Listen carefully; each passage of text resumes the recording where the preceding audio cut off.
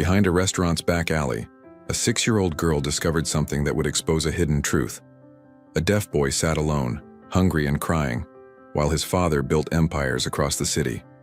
When she stepped forward to help him, using sign language his stepmother never bothered to learn, she had no idea her small act of kindness would unravel secrets that would change 4 lives forever.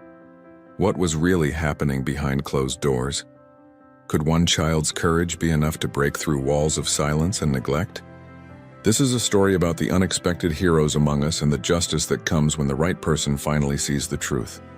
If this story touches your heart, type Amen in the comments and tell us where you're watching from. Your support means the world to us. The afternoon sun cast long shadows across Riverside District as 7-year-old Maya walked behind Romano's Italian restaurant, her worn sneakers making soft sounds on the pavement. Her mother had been sick for 3 months now, unable to work her shifts at the laundry service, and their savings had run dry weeks ago. Maya clutched the small container Mrs. Romano sometimes filled with leftover bread or pasta that would have been thrown away anyway. "Please let there be something today," she whispered to herself, her stomach growling softly. As she approached the back entrance where the kitchen staff usually left donations for those in need, Maya heard a sound that made her stop. Crying. Not loud sobbing, but the quiet, heartbroken kind that comes from someone who's learned that crying loudly brings more trouble than comfort. She turned the corner and saw him. A little boy, maybe 5 years old, sitting on the ground near the dumpster area.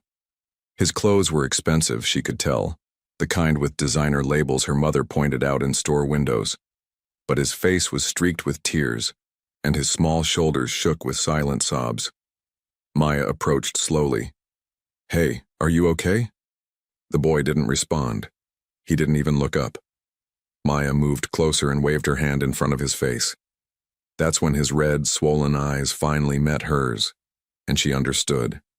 She had seen this before, at her school. The boy was deaf. Without hesitation, Maya's hands began to move. Her mother's best friend, Miss Patricia, was deaf, and Maya had been learning sign language since she was 4 years old. It had become second nature to her. "Why are you crying?" her hands asked gently. The boy's eyes widened with shock. His small hands moved frantically, desperately. "You can understand me?" "Yes," Maya signed back, sitting down beside him. "I'm Maya. What's your name?" "Noah." His hands spelled out slowly. Then, as if a dam had broken, his hands started moving rapidly, telling his story. "My daddy doesn't know. When he leaves for work, she makes me stay in my room. She says I'm too much trouble. Today I was so hungry, and she said if I was hungry enough I could come here and find food in the trash. She dropped me off and said she'd come back in an hour." Maya's heart clenched. "That's not okay. That's really not okay, Noah. She says because I can't hear I'm not normal. She says Daddy shouldn't waste money on me when I'll never be like other kids." Noah's hands trembled as he signed. "She gives me very little food at home. She says I need to learn what real hunger feels like." Before Maya could respond, a sharp voice cut through the air. "Noah, get up right now." A tall woman in designer clothes and perfect makeup stormed around the corner, her heels clicking aggressively against the pavement. Her face was twisted with anger, but Maya noticed how she quickly arranged it into something more pleasant when she saw Maya there. "Noah, darling, I told you to wait by the car," the woman said with fake sweetness, not signing at all, knowing Noah couldn't hear her. She reached down to grab his arm roughly. Maya stood up, placing herself between them. "He told me what you've been doing." The woman's eyes narrowed dangerously. "Excuse me? Who do you think you are, you little—" "He told me you don't feed him, right? He told me you make him feel bad because he can't hear." Maya's voice was small but steady. "That's mean. That's really, really mean." "You have no idea what you're talking about," the woman hissed, abandoning her fake sweetness. "This is none of your business. Noah is my stepson, and I'll handle him however I see fit. Now move." "No," Maya said firmly, her hands signing to Noah behind her back. "Don't be scared. I won't let her hurt you." The woman's face flushed with rage. She reached past Maya, trying to grab Noah's wrist. "How dare a filthy little street rat tell me what to do with my own family?" Your family. A deep, authoritative voice froze everyone in place. Since when do family members treat each other like this, Vanessa? Maya turned to see a tall man in an expensive suit standing at the entrance to the alley. He was 32, maybe 33, with dark hair and eyes that held something between disbelief and growing fury. In his hand was his phone, and Maya realized with a start that it was pointed toward them, recording. Christopher! Vanessa's voice changed completely, becoming sweet and concerned. Darling. I saw everything. Christopher's voice was ice cold. I changed my route today. Something told me to drive through Riverside instead of taking the highway. I got out to get coffee from Romano's, and I heard shouting. He stepped closer, his eyes never leaving Vanessa's face. I've been standing here for 3 minutes, Vanessa. 3 minutes. And I heard every single word that came out of your mouth. Vanessa's face went pale. Christopher, you don't understand. That little girl attacked me. She was trying to... I have a video, Vanessa. And this little girl... He looked at Maya, with something like wonder. Was defending my son, using sign language. Something you've refused to learn in the 18 months we've been married, despite me paying for classes, despite begging you to communicate with Noah. He walked past Vanessa, who stood frozen, and knelt down in front of Noah. His hands moved in sign language. Noah, son, I need you to tell me the truth. Has this happened before? Has she been treating you badly when I'm not home? Noah's small hands moved hesitantly at first, then faster, telling everything. The locked door, the small portions of food, the cruel words spoken where he couldn't hear, but could read on her lips. The time she'd pinched him hard where bruises wouldn't show. The constant message that he was worthless because of his deafness. With each revelation, Christopher's face grew darker, his jaw tighter. When Noah finished, tears streaming down his face, Christopher pulled his son into a tight embrace. Never again, he signed when he pulled back. I promise you, never again. He stood, turning to Vanessa with an expression that made even Maya take a step back. You're done. Pack your things. I want you out of my house by tonight. My lawyers will contact you about the divorce. You can't do this, Vanessa shrieked, her carefully constructed facade completely shattered. I signed a prenup that's airtight. You'll give me nothing. Actually, your prenup has a clause about abuse or neglect of Noah. With this video and Noah's testimony, you'll be lucky if I don't press criminal charges, Christopher said calmly. But I'm a father first, and I want my son as far away from you as possible, as quickly as possible. So here's what's going to happen. You leave quietly, you get nothing, and we never see you again. Or I call the police right now, press charges for child abuse and neglect, and you can explain to a judge why you were forcing a 5-year-old to look for food in a dumpster. Vanessa's face cycled through rage, fear, and calculation before settling on defeat. Without another word, she turned and walked away, her heels clicking rapidly as she disappeared around the corner. Christopher let out a long breath, then turned to Maya, who was still standing protectively in front of Noah. Thank you, he said softly. I don't know your name, but thank you. You saved my son today. Maya's eyes filled with tears she'd been holding back. I'm Maya. I couldn't let her be mean to him. Nobody should be mean to kids. Christopher noticed the container in her hand, the worn clothes, the thin frame. Understanding dawned in his eyes. Maya, why are you here behind the restaurant? Maya looked down. My mama is sick. She can't work. Sometimes Mrs. Romano gives me leftovers so we can eat.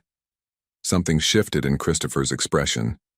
He made a decision in that moment, one that would alter the course of all their lives. Maya, how would you like to never have to look for leftovers again?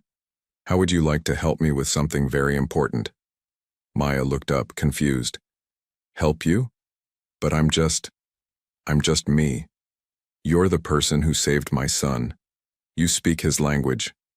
You showed more courage in 5 minutes than most adults show in a lifetime, Christopher said, kneeling to her level. I need to learn to be a better father to Noah. And I think you could teach me things I need to know. But first, I need to meet your mother. Would that be okay? Maya's eyes widened. You want to meet Mama? Very much, Christopher smiled, and it was genuine. And I'd like to make sure she gets the medical care she needs. No one who raises a daughter like you should have to suffer without help. As they walked toward the parking lot, Christopher carrying Noah and holding Maya's hand, none of them knew the whole truth yet. They didn't know about the connection between Maya's mother and Christopher's past. They didn't know about the secrets that would soon surface, and they didn't know that this chance meeting would reveal a twist of fate so profound it would redefine what family really meant. But in that moment, three people who had been alone in different ways had found each other. And sometimes that's exactly how the most extraordinary stories begin, with an unexpected encounter, a small act of courage, and the decision to choose kindness when cruelty would have been easier.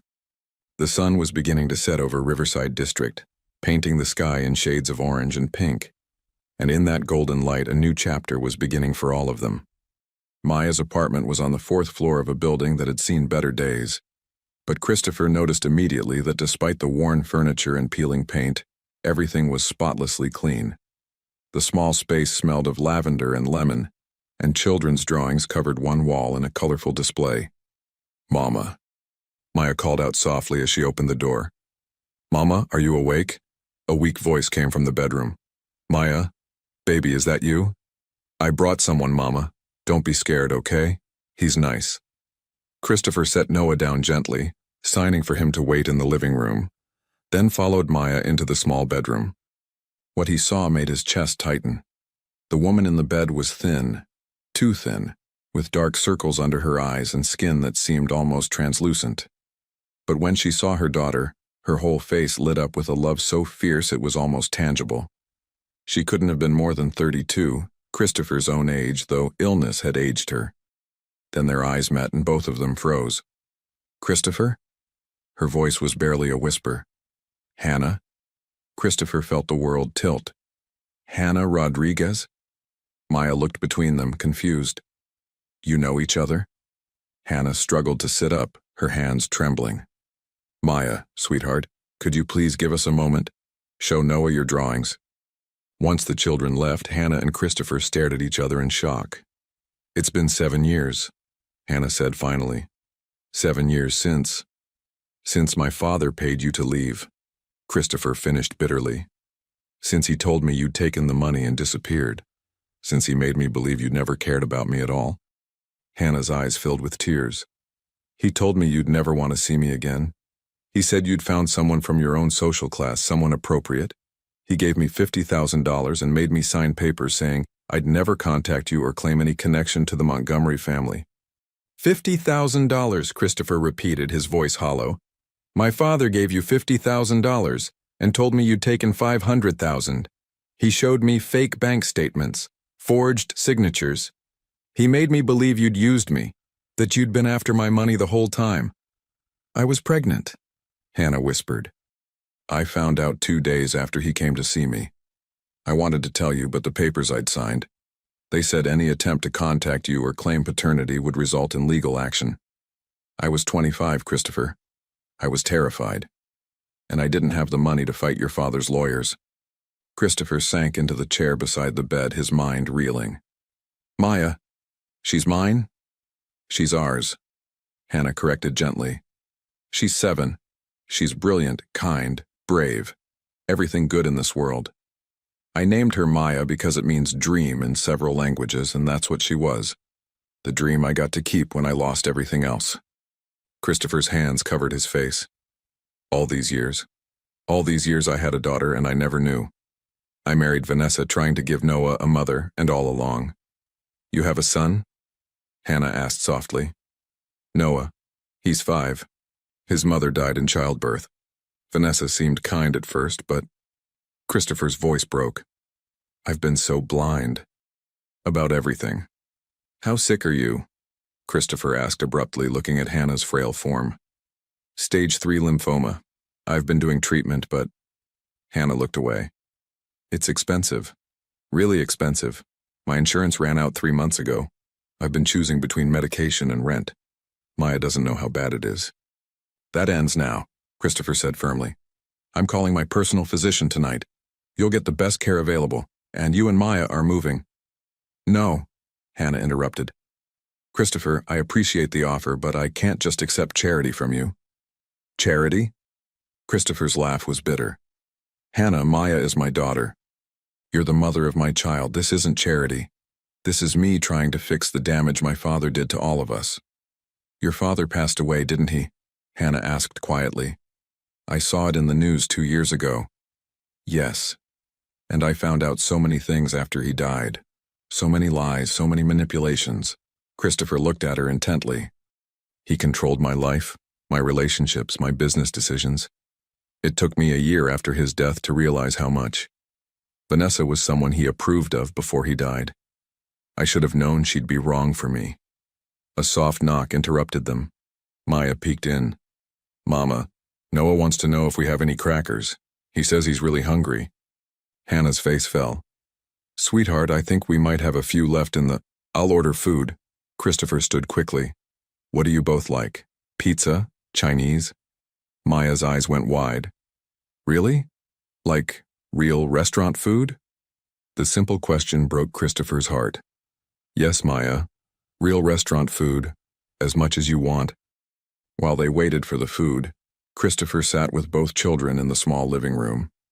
He watched as Maya patiently signed with Noah, showing him her drawings, making him laugh with funny faces. Noah's whole demeanor had changed. The scared, crying child from the alley was gone, replaced by a bright, animated boy who was starved for kind attention. Maya taught me a sign, Noah signed to his father. Want to see? Of course. Noah's small hands made a gesture, and Maya giggled. Christopher's throat tightened as he recognized it. The sign for sister. Noah says I could be like a sister, Maya explained. Since I can talk to him and play with him, is that okay? It's more than okay, Christopher managed to say. It's perfect. When the food arrived, 3 large pizzas, breadsticks, salad, and dessert. Maya's eyes filled with tears. This is so much food, she whispered. We're going to make sure you always have enough, Christopher promised. But first, I need to talk to your mother about some things. Adult things. Do you think you and Noah could eat in here while I talk to her? As the children dug into the pizza with pure joy, Christopher returned to Hannah's room. I need to know everything. Your treatment, your prognosis, everything. Hannah took a shaky breath. The lymphoma is aggressive. Without intensive treatment, they give me 4 to 6 months. With treatment, possibly 2 to 3 years, maybe more. But the treatment costs about $15,000 per month, and that's not counting medications, hospital stays, complications. You'll get the treatment, Christopher said immediately. Money isn't an object. Christopher, I can't just... Hannah, listen to me!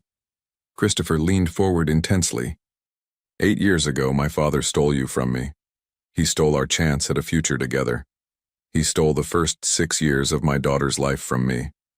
I can't get those years back, but I can fight for the years ahead. Not for him, not because of guilt, but because whether we're together romantically or not, we're family. Maya makes us family. And I take care of my family. Hannah wiped her eyes. She asks about her father sometimes. I never told her who you were. I said you didn't know about her, which was true. I said you were a good man who got lied to, also true. I never wanted her to hate you or think you'd abandoned her. She's extraordinary, Christopher said softly. The way she stood up to Vanessa today, the way she protects Noah, the way she signs with such patience. Hannah, you've raised an incredible human being under impossible circumstances. I did my best, Hannah smiled weakly. Even when we had nothing, I made sure she had love. I made sure she knew her worth wasn't in what we owned, but in who she was. I want to tell her, Christopher said suddenly. I want her to know I'm her father. Hannah was quiet for a long moment. She deserves to know, but Christopher, she's 6. We need to do this carefully. She's had stability in our life together, just the 2 of us. Adding you suddenly with Noah, with everything, we need to make sure we don't overwhelm her. You're right, Christopher agreed. We'll take it slow, but I want to be in her life, both their lives, really in it, not just financially supporting from a distance. Over the next hour they made plans. Christopher would arrange for Hannah to see his family's personal oncologist first thing in the morning. He would set up a trust fund for Maya's education and future. They would tell Maya the truth together when Hannah felt ready. "There's something else," Hannah said as Christopher prepared to leave. "The papers your father made me sign, do they still matter? Legally?" "No," Christopher assured her. "Those papers were obtained under duress and false pretenses. My lawyers will handle it. You don't need to worry about legal action." At the door, with Noah already asleep in his arms and Maya hugging her mother goodbye, Christopher paused. "Hannah, I want you to know something. What my father did, keeping us apart, lying to both of us, it was wrong. Unforgivably wrong. But if even one good thing came from this disaster, it's that I got to see the kind of mother you became. Maya is proof of your strength, your character, your love. He tried to paint you as someone greedy and selfish, but he was wrong. You're one of the strongest people I've ever met." Hannah smiled through her tears. "Go take care of your son. We'll talk tomorrow." As Christopher drove home with Noah, his mind was racing. In one day, his entire world had shifted. World. He'd discovered his wife's cruelty, met the woman he'd never stopped thinking about, and learned he had a daughter who'd been struggling while he lived in luxury just across the city. "Daddy?" Noah signed from the car seat. "Is Maya really going to be my sister?" Christopher met his son's eyes in the rearview mirror. "Would you like that?" "Yes." Noah's hands moved emphatically. "She's nice. She doesn't care that I can't hear. She talks to me like I'm normal." "You are normal, Noah. Different, but normal. And yes, Maya is going to be part of our family. I promise." What Christopher didn't know yet was that his promise would be tested in ways he couldn't imagine. Forces from his past and present were about to collide. Vanessa wasn't going to go quietly. His family's board of directors would have opinions about his sudden acquisition of a 6-year-old daughter from poverty. And there were secrets still buried, waiting to surface. But as he carried his sleeping son into their house, a large, beautiful home in the suburbs that had never quite felt like a home, Christopher felt something he hadn't felt in years. Hope. The next morning would bring new challenges, new complications, new obstacles. But for the first time since his father's death, Christopher Montgomery felt like he was finally, truly awake and ready to fight for what mattered. In her small apartment across town, Hannah held Maya close. "Baby, Mr. Montgomery is going to help us. Is that okay with you?" "He seems nice, Mama." Maya yawned sleepily. "And Noah needs a friend." "I can be his friend." "You can be more than that," Hannah whispered. But Maya was already asleep. Tomorrow they would begin the conversation that would change everything. Tomorrow Maya would learn that the kind man who'd defended them was more than just a helper. He was her father. But tonight, for the first time in months, both Hannah and Christopher went to sleep with something that had been missing from their lives. A reason to believe that tomorrow could be better than today. The morning sun streamed through the windows of Dr. Patricia Reeves's office at City Medical Center. Hannah sat in the examination room, Maya in the waiting area with Christopher and Noah, as the doctor reviewed her test results and medical history. "Mrs. Rodriguez," Dr. Reeves said carefully, "I'm going to be direct with you. Your previous doctors did what they could with the resources available, but you've been undertreated for your stage of lymphoma. The good news is that we can start aggressive therapy immediately.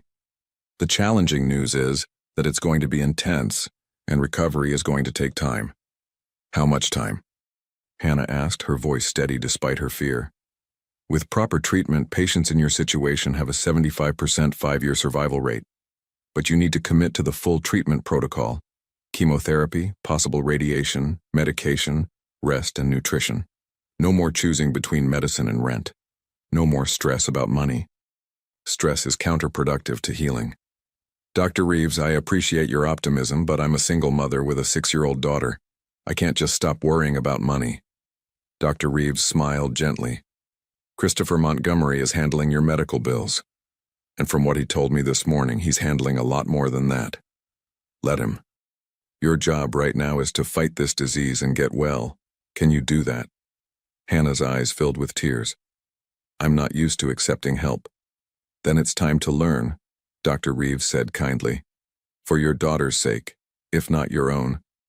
In the waiting room, Maya was teaching Noah how to play a hand-clapping game, both children laughing silently as their hands met in rhythmic patterns. Christopher watched them with a mixture of joy and heartache.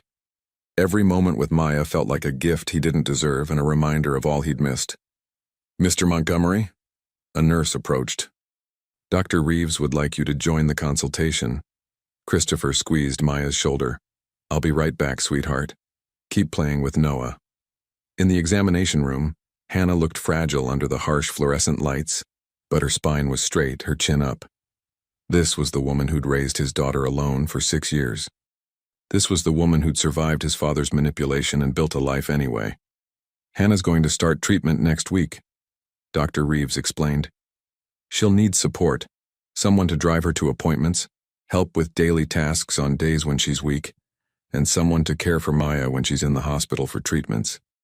I'll be there, Christopher said immediately. Christopher, you have a company to run, Hannah protested. You can't just... I'm the CEO. I can arrange my schedule however I want, Christopher interrupted. Besides, I've been too hands-off with the business lately. It's time I delegated more and focused on what actually matters. Dr. Reeves looked between them with interest. There's clearly history here I don't know about, but whatever it is, you two need to work as a team now. Hannah, your best chance at beating this is reducing stress and following the treatment plan. Christopher, your role is supporting that goal. Can you both commit to that? They nodded, though neither met the other's eyes. After the appointment, Christopher drove them back to Hannah's apartment. We need to talk about logistics, he said as they settled at her small kitchen table while the children played in the living room.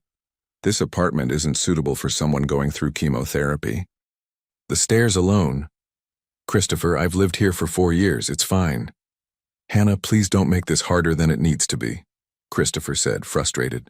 I'm not trying to control you or take over your life. I'm trying to help. There's a house on Riverside Lane. It's part of the Montgomery family properties, but nobody's living there right now. 3 bedrooms, 1 floor, a garden. It's 10 minutes from the hospital. You and Maya could stay there during your treatment. Stay in a Montgomery property? Christopher, that's practical, he cut her off. Hannah, I know you're independent. I know you've survived on your own for years, but right now you need to accept that you can't do this alone. Not if you want to beat this cancer. Not if you want to be here for Maya's 7th birthday, her 8th, her graduation, her wedding. Pride is a luxury you can't afford right now. Hannah's hands trembled on the table. You're right, she whispered. I hate it, but you're right. I've been so focused on maintaining our independence that I've been putting Maya at risk. If something happened to me, she'd have nobody. She'd have me, Christopher said quietly. She'll always have me now. But yes, let's make sure you're here to raise her. She needs her mother. When do you want to tell her? Hannah asked.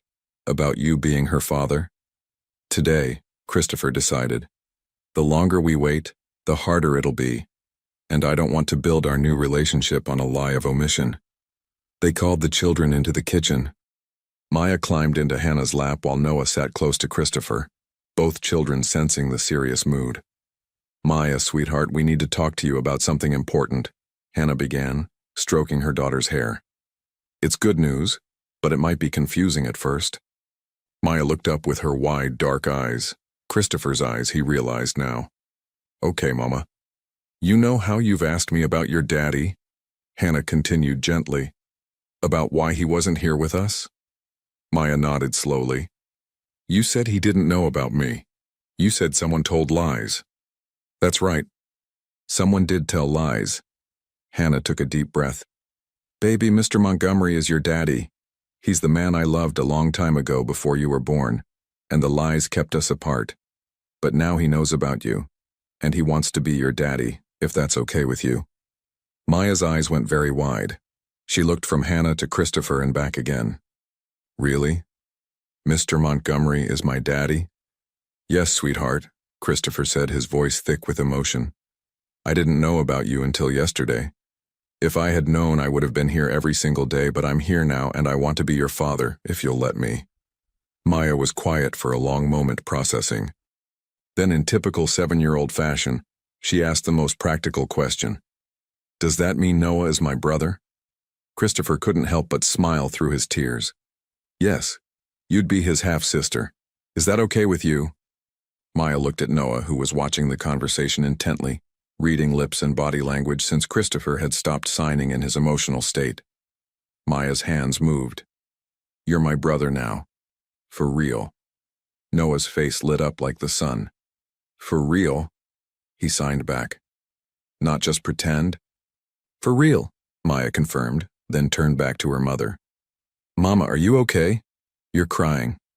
Happy tears, baby, Hannah assured her. These are happy tears.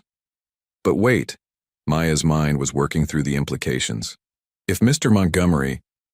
Daddy, she tested the word carefully, watching Christopher's reaction. When he smiled through his tears, she continued, If Daddy is here now, does that mean he can help us? With the food and Mama's medicine? Yes, Christopher said firmly. I'm going to help with everything. Your Mama is going to get better, and we're all going to be a family. It might be a little different than other families, but it'll be our family. Can I still live with Mama? Maya asked, a hint of worry in her voice. Of course, Christopher assured her quickly. Your Mama and I are figuring out the details, but you'll always be with her. I'm just going to be part of your life now, too. We'll have to find a good balance. Maya thought about this seriously. Okay. I think that's good. Mama needs help, and Noah needs a sister who can talk to him. And... She paused, then threw her arms around Christopher's neck. I always wanted a daddy. Christopher held his daughter for the first time, really held her and felt something broken inside him start to heal. But their moment was interrupted by the buzzing of Christopher's phone. He glanced at the screen and frowned. I need to take this. It's my head of legal. He stepped into the hallway and Hannah could hear his voice growing sharp and angry. When he returned, his expression was dark. Vanessa is filing for an emergency custody hearing for Noah. She's claiming I'm an unfit father who abandoned my son with strangers while I pursued an affair. Hannah's face went pale. What? She's smart, Christopher said bitterly. She knows she violated the prenup and can't get money, so she's going for leverage. If she can get custody of Noah, she can use him to negotiate a settlement. Can she win? Hannah asked, pulling Maya closer protectively. Not if I can help it. I have the video of her behavior yesterday. But she's painting it as if I neglected Noah by leaving him with you two. People she's calling strangers of questionable character. Christopher's jaw clenched. She's attacking you to get to me. We need to go, Christopher said, gathering Noah. I have to meet with my lawyers, but Hannah, you and Maya should stay somewhere else tonight. Just in case Vanessa tries something vindictive. She knows where you live. Christopher, you're scaring me, Hannah said. Good. You should be cautious, Christopher said grimly. Vanessa comes from a powerful family. I don't think she'd physically harm anyone, but she'll use every legal and social weapon she has. Pack bags for you and Maya. You're coming to my house. But what about... No arguments, not on this. Christopher's tone left no room for discussion. My security system is the best available. You'll both be safe there while we sort this out. As they packed hastily, Maya's excitement about having a father was tempered by the worry she saw in her mother's face. Mama, is the bad lady going to hurt us? No, baby. Your daddy won't let that happen, Hannah said with more confidence than she felt. But as they drove toward Christopher's house, a sprawling modern home on 3 acres of land that made Maya's eyes go wide, Hannah couldn't shake her anxiety. She'd escaped the Montgomery family's manipulation once before, barely. Now she was walking right back into their world. The difference was that this time, she wasn't alone. She had Maya. She had Christopher, older and wiser than he'd been 7 years ago. And she had something to fight for beyond just survival. But the battle ahead would test all of them in ways they couldn't yet imagine. Vanessa's custody suit was just the beginning. Soon the entire Montgomery family legacy would come under scrutiny, and secrets that Christopher's father had buried deep were about to surface. In the back seat, Noah and Maya held hands, 2 children who'd found each other at exactly the right moment. They didn't understand the storm that was coming. They just knew that for the first time in their young lives, they weren't facing their struggles alone. And sometimes that knowledge is enough to make you brave enough to face anything. The custody hearing was scheduled for 2 weeks away, but those 14 days felt like an eternity. Christopher's legal team worked around the clock building their case while Vanessa's lawyers filed motion after motion, each one more aggressive than the last. Hannah and Maya had settled into Christopher's home, though Hannah insisted on keeping some boundaries. She and Maya took the guest suite on the opposite end of the house from Christopher and Noah's rooms. "We need to do this right," she told Christopher. "Not rush into playing house just because circumstances pushed us together." Christopher respected her wishes, though spending every evening with his newly discovered daughter and the woman he'd never stopped loving was both wonderful and torturous. They fell into a routine. Breakfast together, Christopher going to work while Hannah rested and the children played, afternoons in the garden, and family dinners where they all practiced sign language together. Maya bloomed in the new environment. She had her own room decorated in soft purples and yellows, shelves filling with books, and a closet with clothes that actually fit. But what changed most was the worry leaving her young face. She laughed more, played freely, and stopped checking the kitchen every morning to see if there was food. "Daddy, look," Maya called one afternoon running through the garden with Noah. Both children were covered in dirt from planting flowers. "We made a rainbow garden, red, orange, yellow, green, blue, purple." Christopher looked up from his laptop on the patio where he was working remotely. "That's beautiful, sweetheart. What kind of flowers are they?" Mrs. Chen said they're zinnias. She said they'll grow really tall. Maya's enthusiasm was infectious. Mrs. Chen, the housekeeper who'd worked for the Montgomery family for 20 years, had taken to Maya immediately. "That child has sunshine in her soul," she'd told Christopher. "After all the darkness Vanessa brought to this house, Maya is like opening windows and letting light in."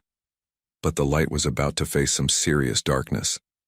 The day before the custody hearing, Christopher's head of legal, Marcus Webb, called an emergency meeting. Christopher sat in his home office, Hannah beside him at his insistence as Marcus delivered the news via video call. "Vanessa's legal team has a new strategy," Marcus said grimly. "They're not just attacking your fitness as a parent anymore. They're attacking Hannah." "What?" Hannah's face paled. "They've dug up everything they could find. They're claiming that 8 years ago you were paid to leave Christopher, which they're framing as evidence of financial opportunism. They're saying you kept Maya's existence secret to ambush Christopher at a vulnerable time after his divorce. And they're implying that your illness is being used to manipulate Christopher emotionally and financially." "That's insane," Christopher exploded. "They're twisting everything." "I know," Marcus said. "But Christopher, there's more. They've found something. A document your father had drawn up 8 years ago. It's a statement Hannah allegedly signed saying she'd been having an affair with your father, not you, and that Maya could be his child, not yours." Hannah gasped. "What? That's a complete lie. I never signed anything like that." "We know," Marcus assured her. "We've already sent it to a forensic document examiner. The signature is forged. But Vanessa's team is going to present it to create doubt, to paint Hannah as someone willing to lie about paternity for money." Christopher's hands clenched into fists. "My father's poison is still spreading even from the grave." "There's one more thing," Marcus hesitated. "Vanessa's team is requesting a paternity test for Maya. They're arguing that until paternity is legally established, you have no standing to make decisions that affect Noah's exposure to unrelated children in the home." Hannah's eyes filled with tears. "They want to humiliate us. They want to make it look like I'm lying about Maya's paternity." "Let them request it," Christopher said firmly. "We'll do the test. When it proves I'm Maya's father, it'll destroy their entire narrative." "Christopher," Hannah said quietly, "Maya will have to know about this. She'll have to understand why strangers are questioning whether you're really her father. She's 6 years old." Christopher's anger deflated into anguish. "I know. But what choice do we have?" That evening, they sat Maya down in the living room. Noah was with Mrs. Chen, playing in his room, giving them privacy for the difficult conversation. "Maya, sweetheart, we need to talk about something that might be confusing," Hannah began, holding her daughter's small hands. "Is it about the court?" Maya asked. She was perceptive beyond her years. Is the bad lady trying to take Noah away? Yes, Christopher said, kneeling in front of her. And Maya, she's saying some not nice things about me and your mama. She's saying that maybe I'm not really your daddy. Maya's eyes widened. But you are? Mama said so. I am, Christopher assured her gently. But in court they need proof, so we're going to do a test, just a simple swab inside your cheek that will prove to everyone that I'm your biological father. Would that be okay? Maya's lip trembled. Why doesn't she believe us? Why is she being so mean? Because she wants something, Hannah explained carefully, and she thinks if she makes us look bad, she can get it. But sweetie, the truth is the truth. The test will show that Daddy is your father, and then everyone will know she was wrong. Will it hurt? Maya asked in a small voice. Not at all, Christopher promised. Just a quick swab like when the doctor checks for strep throat. Maya was quiet for a moment, then lifted her chin with determination that reminded Christopher achingly of her mother. Okay, let's do it. Then everyone will know she's a liar, and Noah can stay with us. The next morning, the courthouse was cold and imposing. Christopher had arranged for Mrs. Chen to stay with the children at home. Neither Maya nor Noah needed to be exposed to the hostile environment. But as Christopher and Hannah walked through the corridors, flanked by Marcus and his legal team, they could feel eyes following them. Vanessa sat on the opposite side of the courtroom with her lawyers, looking immaculate in a designer suit, her expression one of wounded innocence. When her eyes met Christopher's, he saw something there that chilled him. Cold calculation. Judge Patricia Morrison entered and the hearing began. For 3 hours, lawyers argued back and forth. Vanessa's team painted Christopher as a man who'd abandoned his son with strangers to pursue a romantic reunion with a former lover. They presented the forged document, suggesting Hannah had been involved with Christopher's father. They questioned Christopher's judgment in bringing unverified family members into Noah's life so quickly after removing his stepmother. Christopher's team countered with the video of Vanessa's treatment of Noah, testimony from neighbors who'd heard her yelling at the child, and documentation of Christopher's consistent and loving care for his son. They presented evidence that Hannah's signature on the suspicious document was forged and filed for sanctions against Vanessa's lawyers for presenting fraudulent evidence. Then came the moment everyone was waiting for: the paternity test results. Marcus stood. Your Honor, we have the results of the paternity test performed 3 days ago on Mr. Montgomery and the minor child, Maya Rodriguez. The courtroom fell silent. The results show a 99% probability that Christopher Montgomery is the biological father of Maya Rodriguez. The words hung in the air. Vanessa's face twitched, her careful composure cracking slightly. Her lead attorney whispered urgently to her. Judge Morrison looked at the results, then at Vanessa's legal team. Counselors, you presented a document claiming this child's paternity was in question. That document has been proven fraudulent. You've wasted this court's time with baseless accusations against Ms. Rodriguez. Do you have any legitimate concerns regarding Mr. Montgomery's custody of his son? Or was this entire proceeding simply a retaliatory measure? Vanessa's lawyer stood. Your Honor, we'd like to request a recess to review our position. Denied, Judge Morrison said sharply. You've had ample time to prepare your case. If you have legitimate evidence of harm to the child Noah Montgomery in his father's care, present it now. The lawyer hesitated, then sat down. No further evidence at this time, Your Honor. Judge Morrison's expression was stern. Then let me be very clear. I've reviewed the video evidence presented by Mr. Montgomery showing Ms. Vanessa's treatment of young Noah. I've read the testimony from neighbors and household staff, and I've seen the medical reports documenting that Noah has actually gained weight and shown improved emotional affect since being in his father's sole custody. She turned to Vanessa directly. Ms. Vanessa, you've attempted to use this child as leverage in what should have been a straightforward divorce proceeding.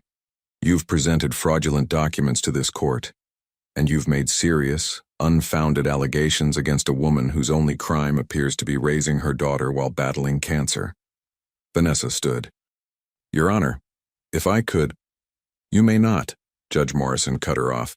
I'm granting Mr. Montgomery full legal and physical custody of Noah Montgomery. You are denied all visitation rights unless and until you complete a court-ordered psychological evaluation and parenting classes. Furthermore, I'm ordering you to pay Mr. Montgomery's legal fees for this proceeding. We're adjourned." The gavel fell. It was over.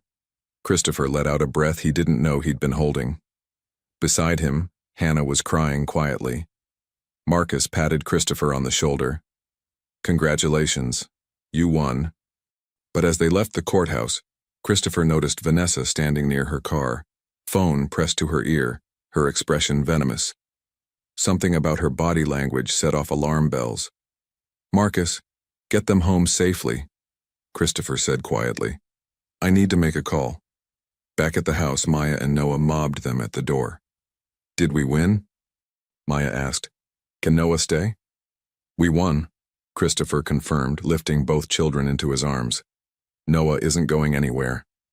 Noah's hands moved rapidly in sign language. "Forever? I can stay forever?" "Forever," Christopher signed back firmly.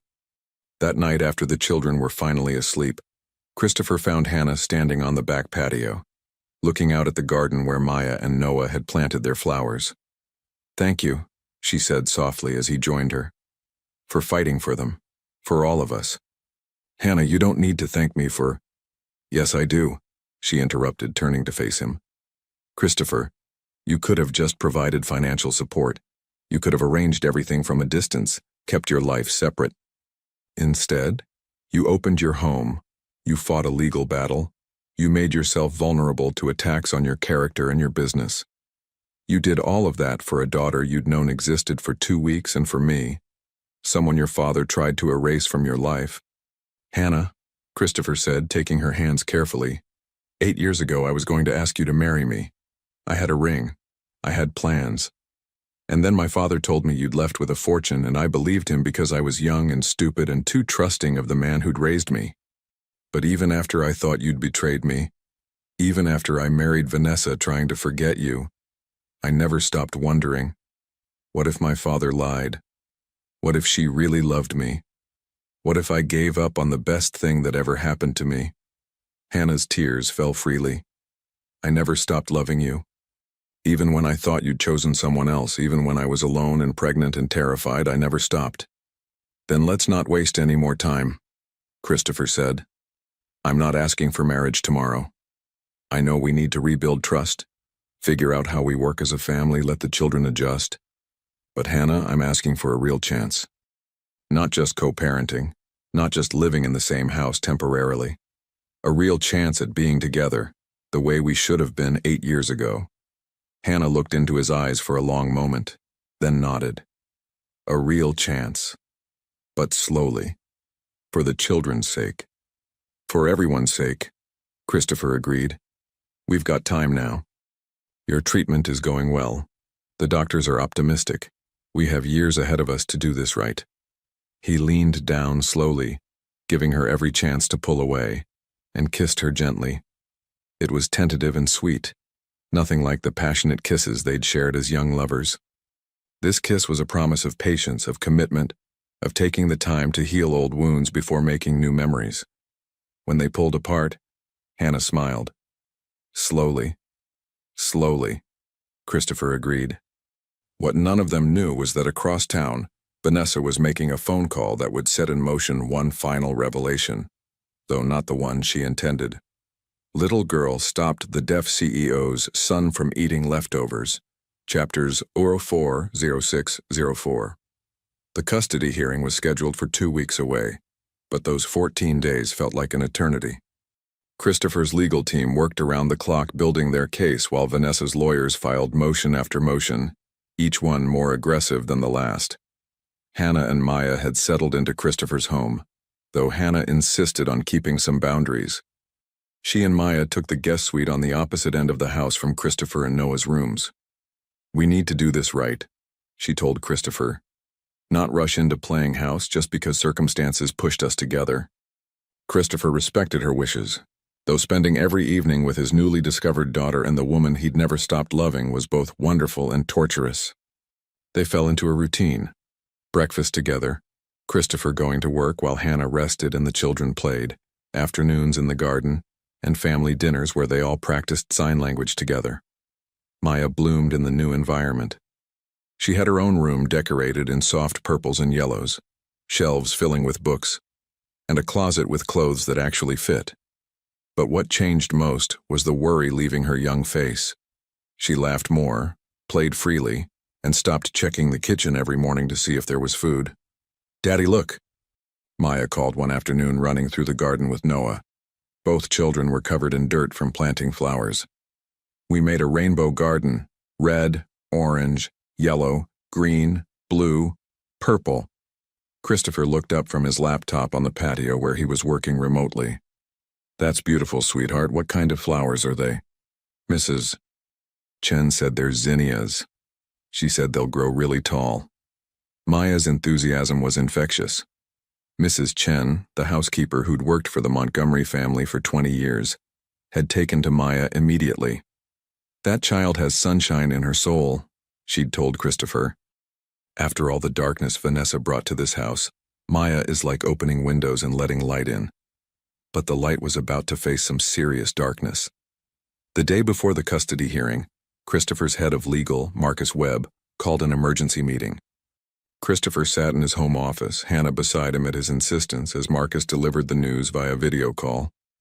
"Vanessa's legal team has a new strategy," Marcus said grimly. "They're not just attacking your fitness as a parent anymore. They're attacking Hannah."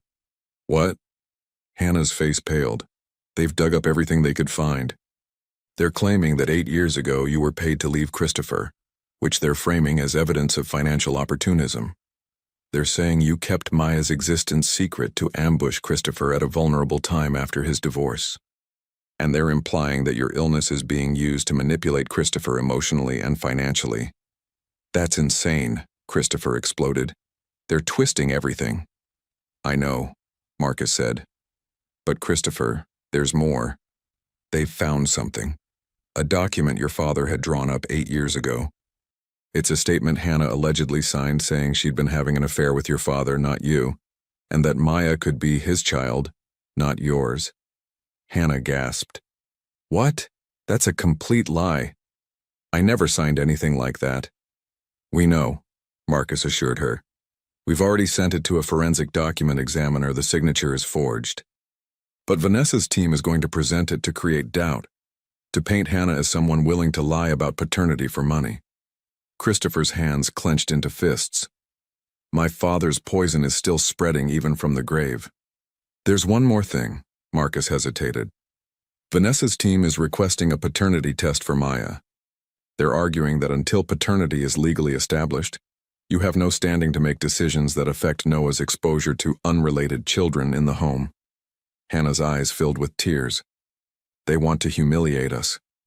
They want to make it look like I'm lying about Maya's paternity." "Let them request it," Christopher said firmly. "We'll do the test. When it proves I'm Maya's father, it'll destroy their entire narrative." "Christopher," Hannah said quietly, "Maya will have to know about this. She'll have to understand why strangers are questioning whether you're really her father. She's 6 years old." Christopher's anger deflated into anguish. "I know. But what choice do we have?" That evening, they sat Maya down in the living room. Noah was with Mrs. Chen, playing in his room, giving them privacy for the difficult conversation. "Maya, sweetheart, we need to talk about something that might be confusing," Hannah began, holding her daughter's small hands. "Is it about the court?" Maya asked. She was perceptive beyond her years. "Is the bad lady trying to take Noah away?" "Yes," Christopher said, kneeling in front of her. "And Maya, she's saying some not nice things about me and your mama. She's saying that maybe I'm not really your daddy." Maya's eyes widened. "But you are." "Mama said so." "I am," Christopher assured her gently. "But in court they need proof, so we're going to do a test, just a simple swab inside your cheek that will prove to everyone that I'm your biological father. Would that be okay?" Maya's lip trembled. Why doesn't she believe us? Why is she being so mean? "Because she wants something," Hannah explained carefully, "and she thinks if she makes us look bad, she can get it. But sweetie, the truth is the truth. The test will show that Daddy is your father, and then everyone will know she was wrong." "Will it hurt?" Maya asked in a small voice. "Not at all," Christopher promised. "Just a quick swab like when the doctor checks for strep throat." Maya was quiet for a moment, then lifted her chin with determination that reminded Christopher achingly of her mother. "Okay, let's do it. Then everyone will know she's a liar, and Noah can stay with us." The next morning, the courthouse was cold and imposing. Christopher had arranged for Mrs. Chen to stay with the children at home. Neither Maya nor Noah needed to be exposed to the hostile environment. But as Christopher and Hannah walked through the corridors, flanked by Marcus and his legal team, they could feel eyes following them. Vanessa sat on the opposite side of the courtroom with her lawyers, looking immaculate in a designer suit, her expression one of wounded innocence. When her eyes met Christopher's, he saw something there that chilled him. Cold calculation.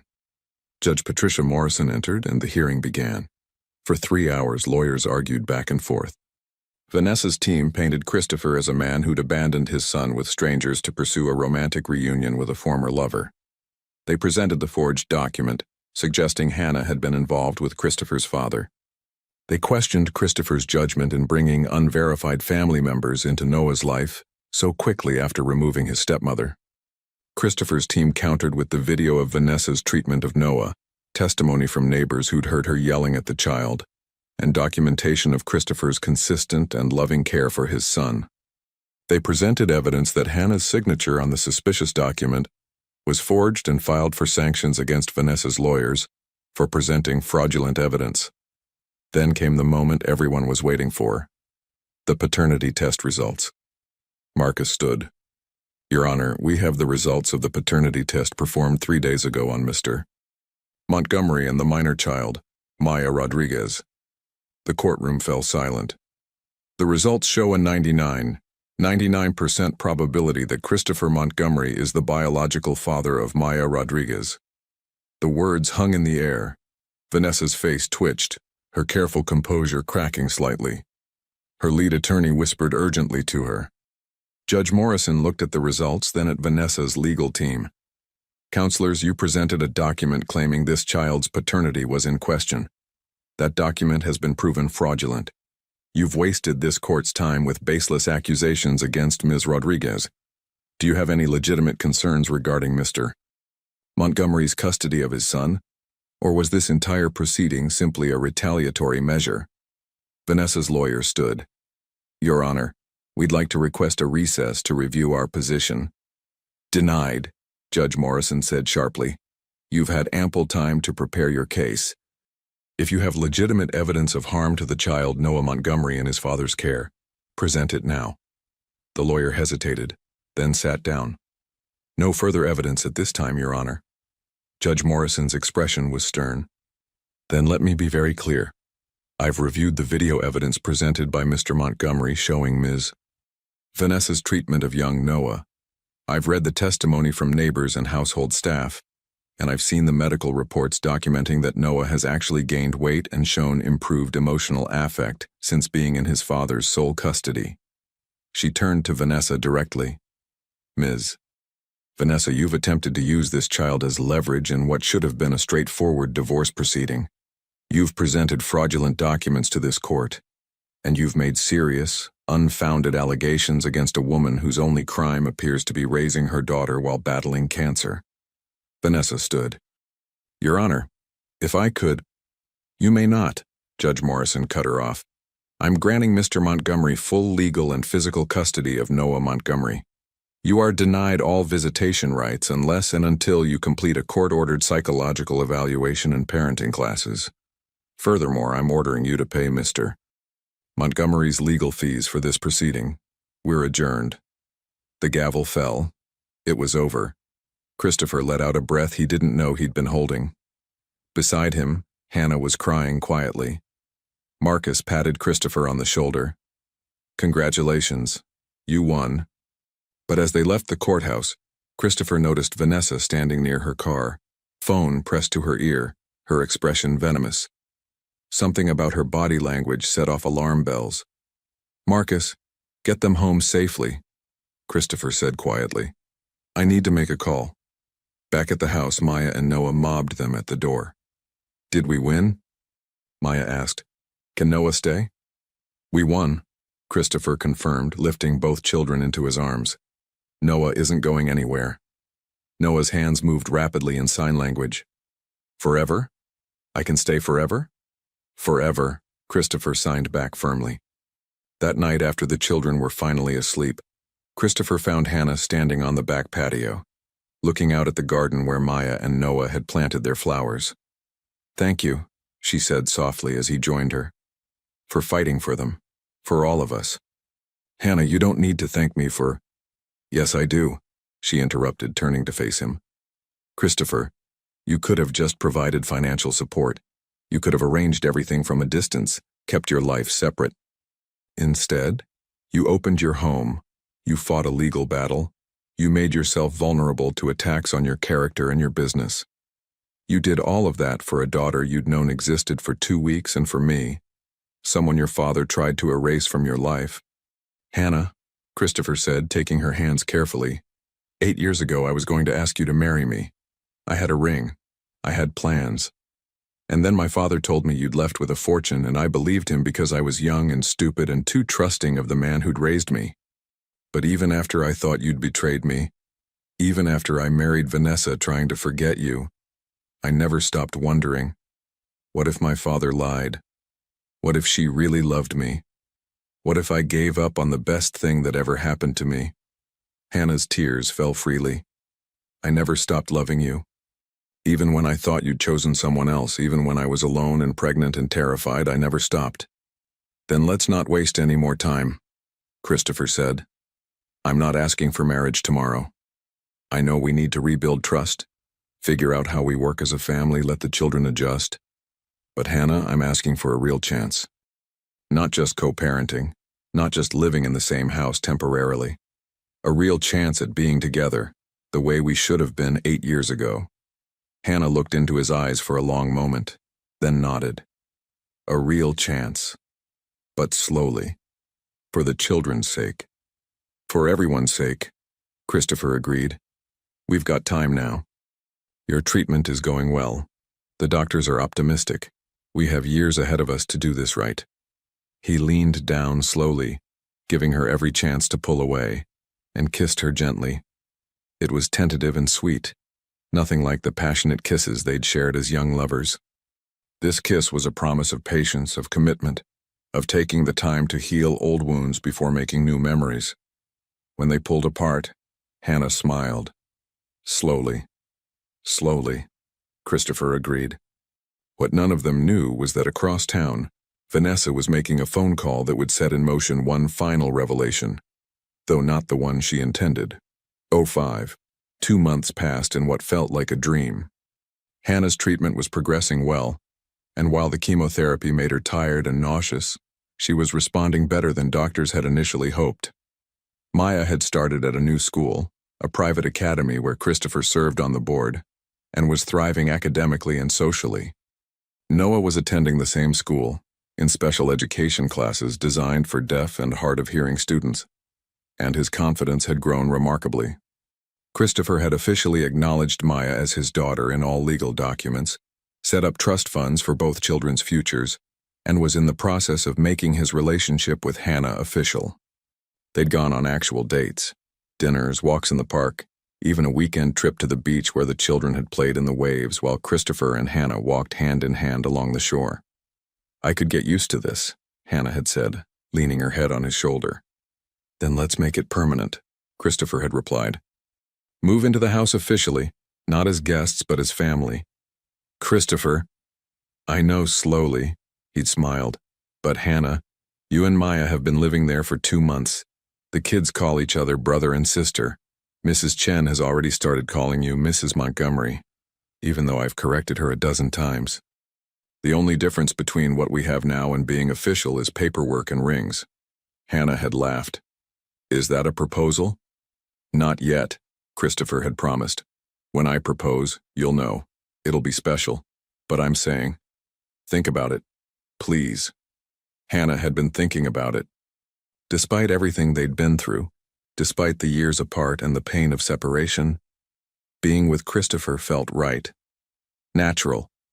Like coming home after a long journey. But their peace was about to be shattered. It started with a phone call to Christopher's office from Marcus Webb. "Christopher, we have a problem. A big one." "What kind of problem?" "Vanessa filed a lawsuit. Not against you, against your father's estate.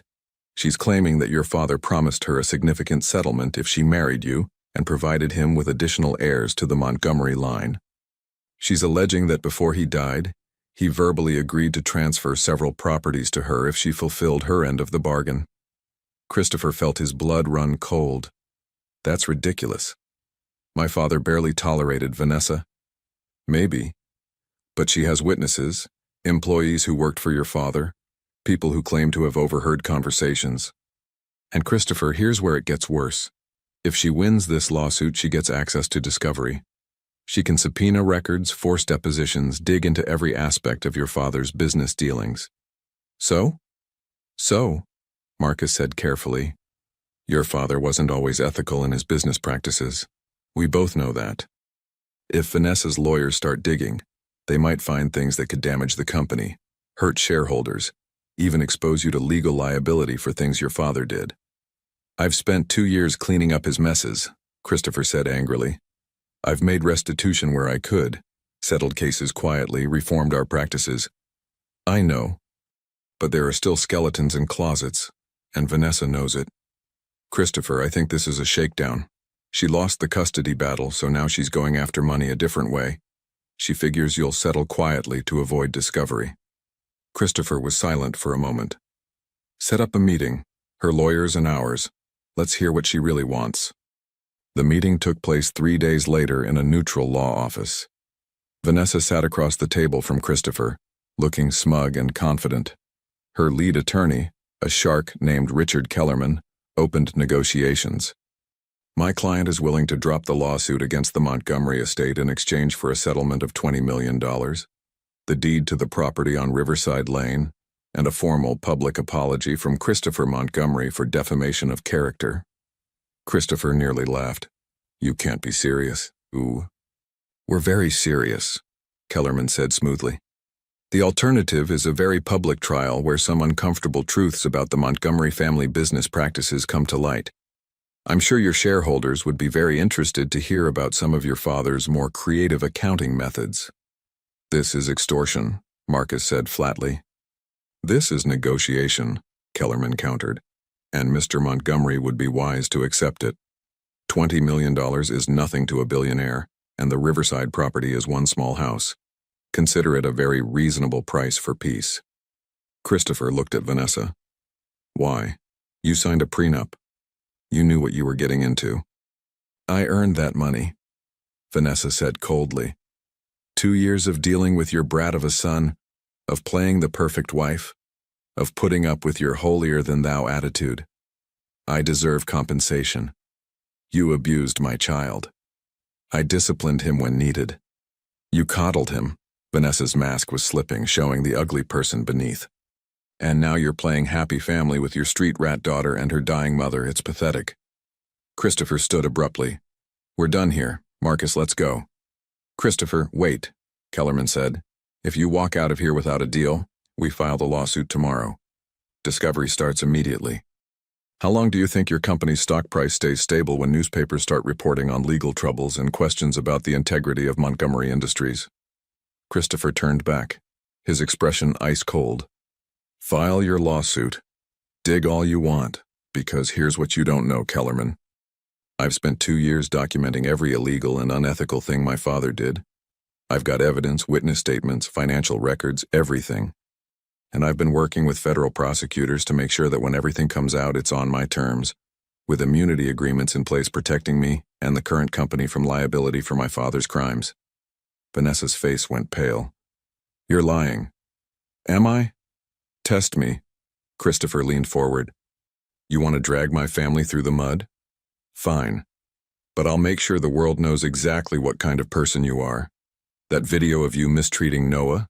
That's going public. The forged documents you presented in court? Public. The witness statements from every household staff member who heard you scream at a 5-year-old deaf child?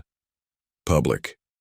By the time I'm done, you won't be able to get a job cleaning toilets, let alone maintain your social standing. You wouldn't dare, Vanessa hissed. The scandal would hurt you too. I don't care anymore, Christopher said, and meant it. 8 years ago, when my father manipulated Hannah and me, I would have cared about the family reputation more than the truth. But I've learned something since then. Truth and love matter more than appearances and money. You can't hurt me with the truth because I'm not afraid of it anymore. He walked to the door, then paused. You have 24 hours to drop the lawsuit and sign an agreement never to contact me, Noah, Hannah, or Maya again. If you do that, I'll give you $1 million, far more than you deserve, and you walk away. If you don't, I bury you. Your choice. As Christopher and Marcus left the building, Marcus let out a low whistle. That was either brilliant or insane. Probably both, Christopher admitted, but I meant every word. I'm done letting fear of scandal control my decisions. There's just one problem, Marcus said carefully. You told her you've been working with federal prosecutors. Christopher, have you actually started the process? Yes, completed it? Not yet, Christopher admitted. I've had preliminary conversations with the U.S. Attorney's Office about my father's tax evasion and fraud. They're interested, but we haven't formalized any agreements yet. So you bluffed. I accelerated my timeline, Christopher corrected. Call the U.S. Attorney's Office. Tell them I'm ready to cooperate fully and I need to move fast. If Vanessa calls my bluff, we need to be ready to follow through. That night, Christopher sat with Hannah in the living room after the children were in bed and told her everything. So we might be facing a public scandal, Hannah said when he finished. I'm sorry. I know you didn't sign up for this when you let me back into your life. Christopher, I didn't let you back into my life. You were never really out of it. You were always Maya's father, even when we didn't know it. Hannah took his hand. And if standing by you means facing scandal, I can handle it. I've faced worse. The press might come after you too. They'll dig into your past, our relationship 8 years ago. Let them, Hannah said firmly. We have nothing to hide. We loved each other. Your father separated us with lies, and now we've found our way back together. That's not scandal, that's a love story. Christopher pulled her close. How did I ever let you go? You didn't. Your father took me away, Hannah corrected. But I'm here now. We're here now. And whatever comes, we face it together. The next morning, Kellerman called Marcus. My client accepts Mr. Montgomery's offer. She'll sign the agreement and take the $1 million. Christopher felt relief, but it was tempered by suspicion. Just like that? She's giving up? Not exactly, Marcus said carefully. Her agreement has conditions. She wants the money wired immediately, and she wants the non-contact agreement to exclude any business events where you're both present. She's claiming she can't be barred from industry functions that might benefit her career. Fine, whatever, Christopher agreed. As long as she stays away from my family. The papers were signed 3 days later. Vanessa took her $1 million and disappeared from their lives, or so they thought. What none of them knew was that Vanessa's final act of spite, calling Noah's maternal grandmother and telling her about Christopher's new family, would lead to an unexpected letter arriving 2 weeks later. Christopher received the certified letter at his office. Inside was a package from a law firm in Portland, Oregon, with a note. Per the instructions of our late client, Jennifer Walsh Montgomery, this letter was to be delivered to you 5 years after her passing, or sooner if you remarried. As you have recently divorced and the 5-year mark has passed, we are fulfilling her final wishes. Inside was a letter in Jennifer's handwriting, dated 1 week before Noah's birth. My dearest Christopher, if you're reading this, I'm gone and our son is 5 years old. I'm writing this because you deserve the truth, even though it will hurt. Noah is not your biological son. Before I met you, I had a brief relationship with a man named Thomas Chen. He worked in your father's company. When I discovered I was pregnant, Thomas and I tried to figure out what to do. But your father found out. He threatened Thomas, said he would fabricate embezzlement charges and destroy him unless he left the country permanently. Thomas had no choice. He left to protect his mother, who also worked for your family. I was devastated and terrified. Then I met you at that charity gala, 3 months into my pregnancy. You were kind, genuine. And when I finally told you I was pregnant, you didn't run. You proposed. You said you'd love my child as your own. And Christopher, you have no idea how much that meant to me. I married you knowing you believed Noah was yours. I'm sorry for that deception. But I also married you because I truly loved you. You gave my son, our son, because love makes him ours, a father when his biological father was forced away. If something happens to me, please don't hate Thomas. He loved me, and he would have loved Noah. But he was trapped by your father's cruelty, just as so many others were. I've left information about Thomas in a sealed document with my lawyer. If you want to find him, you can. If you want Noah to know his biological father, that choice is yours. But please know this. Noah is your son in every way that matters. You chose him. You loved him. And that makes you his real father, regardless of DNA. I love you, Christopher. Thank you for giving me and my son a home, a family, and real happiness in the time we had together. Forever grateful, Jennifer. Christopher sat in his office, the letter shaking in his hands, tears streaming down his face. Not tears of betrayal, but tears of understanding. Jennifer had been another victim of his father's manipulation. Thomas had been forced away. And Noah, his Noah, was the innocent center of it all. He thought of Maya, a daughter he'd known about for only months but loved as if he'd been there from day one. He thought of the months he'd spent believing Noah was his without question, loving him, caring for him, becoming his father in every way that mattered. Blood didn't make family, love did, choice did. Love. But Noah deserved to know his full story, and Thomas deserved to know his son was alive, loved, and thriving. Christopher hired a private investigator to locate Thomas Chen using the information Jennifer's lawyer had provided. What they found was both sad and hopeful. Mr. Montgomery, the investigator said during their meeting, Thomas Chen has been living in Japan for the past 6 years, working as an accountant. He sends money to his mother regularly. Your housekeeper, Mrs. Chen, though he's never told her why he left or about his relationship with Jennifer. He believes both Jennifer and the baby died, because that's what your father told him before forcing him to leave the country. Chen? Christopher's mind raced. Is he related to Mrs. Chen, your housekeeper? Yes. Thomas is her son. He left the country 5 years ago and hasn't been back since, according to Mrs. Chen. He left right around the time Noah was born, and she never knew why. Christopher felt the world tilt. Mrs. Chen, who'd worked for his family for 20 years, who'd helped raise him, who now loved Maya and Noah like grandchildren. Her son was Noah's biological father, and she didn't even know her grandson was alive. There's more, the investigator continued. Thomas left because your father found out about his relationship with Jennifer and her pregnancy. Your father gave him a choice.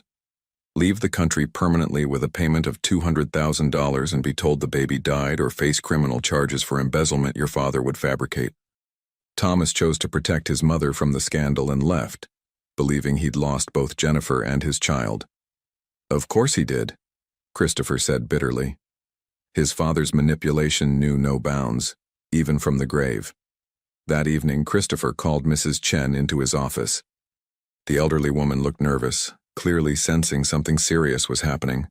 Mrs. Chen, I need to talk to you about your son. Her face crumpled. I know Thomas is Noah's biological father. I know my father forced him to leave. What I don't know is why you never said anything. Mrs. Chen sat down heavily. Because Jennifer made me promise. She came to me when she was pregnant crying. She told me what your father had done to my Thomas. She said she'd met you and fallen in love with you, and that you were going to marry her and raise the baby as your own. She begged me not to tell anyone the truth, not you, not Thomas, no one. She said the baby would be safer with you as a father, with your protection, than being connected to a man your father had threatened and destroyed. Did you know Thomas believed the baby had died? Christopher asked gently.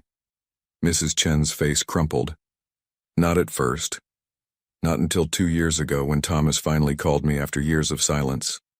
He told me your father had told him Jennifer and the baby both died in childbirth, and that's why he had to leave. To spare everyone the pain. By then, Noah was already 3 years old and calling you Daddy. I didn't know what to do, I was so afraid of what your father might do if he found out I'd kept in contact with Thomas. Christopher felt anger and compassion warring inside him. Mrs. Chen, I'm not angry with you. My father was a master manipulator who hurt everyone around him. Jennifer's letter explained everything. But I need to know, do you want to contact Thomas? To tell him his son is alive? Mrs. Chen's eyes filled with tears. More than anything but Mr. Christopher, that child has been through so much already. Finding out you're not his biological father will change nothing about how I feel about him. Christopher interrupted firmly. Noah is my son. I chose him, I've raised him, and I love him. Jennifer's letter made that clear. I'm his real father because I chose to be. But he also deserves to know about Thomas, to have the chance to know his biological father, and to know that his grandmother has been with him all along. If Thomas wants to be part of Noah's life, I'll welcome him. My father stole 6 years of Thomas's life. I won't steal anymore. Over the next 2 weeks, Christopher worked with Mrs. Chen to contact Thomas. The young man, only 31 years old, had been living in Japan, working as an accountant, sending money to his mother whenever he could, and carrying the guilt and grief of believing he'd lost both the woman he loved and their child. When Thomas video called for the first time, Christopher saw a man who looked exhausted, haunted, and disbelieving. Mr. Montgomery, I don't understand, your investigator said. He said my son is alive? That Jennifer raised him with you? Jennifer died in childbirth, Thomas. I'm sorry, but Noah, your son, is alive, healthy, and loved. My father lied to you. He told you they both died to make sure you'd never come back. But Noah is here, and he's thriving. And if you want to be part of his life, I'm offering you that chance. Even though he's not biologically yours? Especially because he's not biologically yours, Christopher said. Because that means I chose to be his father and you didn't choose to leave. We were both victims of my father's manipulation. It's time to set things right. Telling Noah the truth was the hardest thing Christopher had ever done. He and Hannah sat down with the 5-year-old, with Mrs. Chen present, and explained everything in simple terms a child could understand. So Mr. Thomas is my real daddy? Noah signed, confused. He's your biological father, Christopher signed back carefully. That means he helped make you. But Noah, I'm your daddy. I've taken care of you, I love you, and that's never going to change. You're my son and you always will be. Mr. Thomas just means you have more people who love you. Like Maya has mama and daddy? Noah asked. Exactly like that, Christopher confirmed. And Mrs. Chen is my real grandma? Mrs. Chen started crying. Yes, sweetheart, I'm your grandma. Noah processed this for a moment, then signed. Okay. So I have Daddy Christopher, Daddy Thomas, Grandma Chen, Maya as my sister, and Hannah as my... He paused, looking at Hannah curiously. Hannah signed back gently. What would you like me to be? Noah thought seriously. Then his small hands moved. Mama Hannah? Hannah burst into tears and pulled Noah into a hug. Christopher wrapped his arms around both of them, and Maya jumped up from where she'd been sitting quietly, joining the group hug. We're a family, Maya said firmly. A weird family, but a good family. Thomas arrived from Japan 3 weeks later. The meeting between father and son was emotional and beautiful. Thomas cried when he saw Noah for the first time, and Noah was shy at first but quickly warmed to the gentleman who looked so much like Mrs. Chen. I'm going to stay, Thomas told Christopher after spending a day with Noah. If that's all right with you, I'm going to find work here in the city. I want to be part of my son's life, even if it's just as the man who visits on weekends. You can be more than that, Christopher offered. Montgomery Industries needs a good accountant. I've checked your credentials. You're excellent at what you do. And maybe over time you and Noah can build a relationship that works for both of you.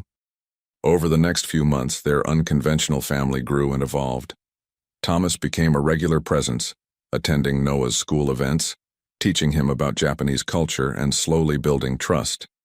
Mrs. Chen glowed with happiness at having both her children, Noah and Maya, close by, along with her actual son. Hannah's cancer went into remission. The doctors were cautiously optimistic, giving her a strong chance of being cancer-free for years to come. Her strength returned, and with it, her vibrant spirit that had first captured Christopher's heart. One evening 6 months after the custody battle, Christopher took Hannah back to the alley behind Romano's restaurant where everything had begun. "Why are we here?" Hannah asked, confused. "Because this is where our story really started," Christopher said. "Not 8 years ago when we first met, but here. Where Maya's courage saved Noah. Where I finally saw the truth about my life and where fate brought us back together." He knelt down on one knee, pulling out a small velvet box. "Hannah Rodriguez, you are the strongest, most incredible person I've ever known. You raised an amazing daughter alone, battled cancer, survived my father's manipulation, and still found room in your heart to give me a second chance. I wasted 8 years not fighting for us. I'm not wasting another minute." He opened the box, revealing a simple, elegant ring. "Will you marry me? Will you let me spend the rest of my life proving that some love stories are worth waiting for?" Hannah laughed through her tears.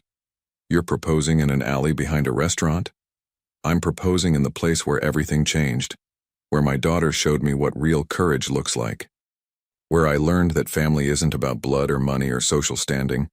It's about choosing to love people and fight for them." "Yes," Hannah said, pulling him to his feet. "Yes, 1,000 times, yes." They kissed there in the alley, both laughing and crying, while inside the restaurant Mrs. Romano watched through the window and smiled. She'd been the one who'd called Christopher 7 months ago, who'd suggested he drive through Riverside on his way home. Small acts of kindness rippling outward, changing lives. The wedding took place 1 year later in the garden, where Maya and Noah had planted their rainbow flowers. Those flowers had grown tall just as Mrs.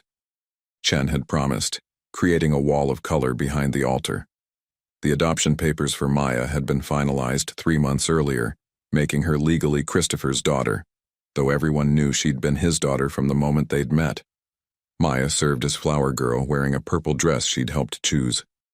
Noah was the ring bearer, walking proudly down the aisle with Thomas beside him, signing encouragement. Mrs. Chen cried happy tears in the front row. Christopher's vows included sign language, so Noah could understand every word. "I promise to be a father to both our children, a partner in all things, and to never let fear keep me from fighting for our family." Hannah's vows were simple and perfect. "I promise to remind you every day that we're stronger together than apart, to build a life full of love and laughter, and to teach our children that the most important things in life aren't things at all." As they sealed their vows with a kiss, Maya and Noah cheered, Noah making enthusiastic whooping sounds that made everyone laugh. The reception was a celebration not just of a wedding, but of a family that had been broken apart and pieced back together into something stronger than before. Vanessa's attempt to destroy them had ultimately freed them to build something real. Thomas gave a toast, his voice shaky with emotion. "To the father who loved my son when I couldn't be there, to the woman who raised her daughter to be a hero, and to the children who brought us all together.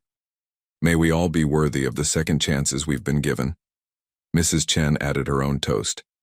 "To unconventional families, to love that transcends biology, and to truth finally setting everyone free." As the sun set over the garden, Christopher held Hannah close, watching their children play with Thomas, Mrs. Chen hovering nearby with protective love. It wasn't the family he'd imagined 7 years ago. It was better, because this family had been tested and proven strong. This family had been built on truth and choice and courage. This family had survived manipulation, illness, legal battles, and revelations that would have destroyed weaker bonds. Maya ran up to them, breathless and happy. Now 8 years old, she'd grown taller, more confident, but still carried that same fierce courage that had saved them all. "Daddy, Mama, Noah wants to show you the new flowers we planted." "New flowers?" Hannah asked. "For our growing family," Maya said seriously. "Because Thomas said families are like gardens. They need tending and care, and they keep growing if you love them right." Christopher knelt down, pulling his daughter close. "That's very wise, Maya. Did I ever tell you that you saved all of us? That day in the alley when you stood up for Noah, you changed everything." "I just did what was right," Maya said with the simple morality of childhood. "That's what you do when you see someone being hurt. You help. As they walked toward the new flower bed, Christopher thought about how one small act of courage from a 7-year-old girl had unraveled secrets, exposed lies, and ultimately created a family stronger than any that had come before. The Montgomery legacy was no longer about money or power or social standing. It was about love, truth, and the courage to stand up for what was right even when, especially when, it cost you everything. And as Maya and Noah showed off their new rainbow garden, adding colors to the ones they'd planted before, Christopher understood the metaphor perfectly. Their family was like those flowers, a mix of different colors, different origins, different stories, but together creating something beautiful. The little girl who'd stopped to help a crying deaf boy behind a restaurant had done more than save one child's day. She'd saved 4 lives, healing wounds no one knew existed, and proving that sometimes the smallest people carry the biggest courage. And that courage had bloomed into a love story for the ages, one that started with a simple act of kindness and grew into a family that redefined what family could be. As stars appeared in the darkening sky above their garden, Christopher Montgomery held his wife close, watched his children play, and felt grateful for every moment that had led to this one. The journey had been painful, complicated, and messy, but it had been worth it. Every single moment had been worth it.